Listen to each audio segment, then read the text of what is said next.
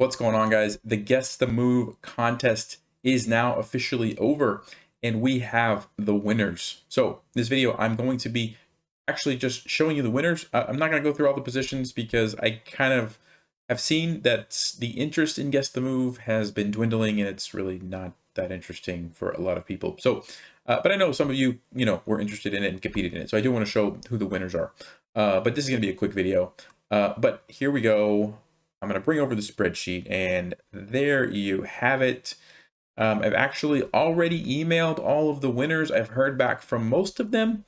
And so if you, I think one person hasn't responded yet, but if you haven't, and this is you, check your email, maybe check your spam folder. The maximum score was 10,200 points, I believe. And we had 8,100, 7,650, 76, and then a tie here. Remember, top 5 get prizes.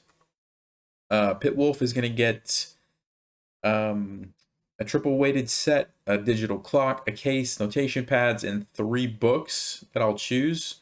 Probably do like an opening, middle game, and end game book or something like that.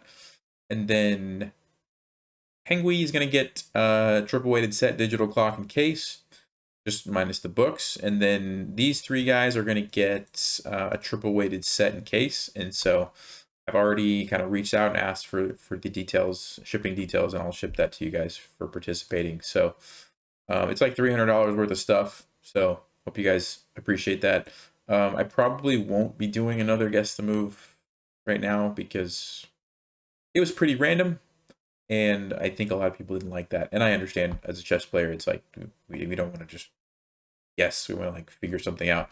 The problem is I didn't know how to do that without people cheating, right? So the way that I did it was to kind of prevent cheating, but it just sort of turned into like a big raffle almost. So anyway, these are the winners. Congratulations, guys. And like I said, check your email if you haven't already. And yeah, thanks for participating. Thanks for watching. Stay sharp, stay smart, take care.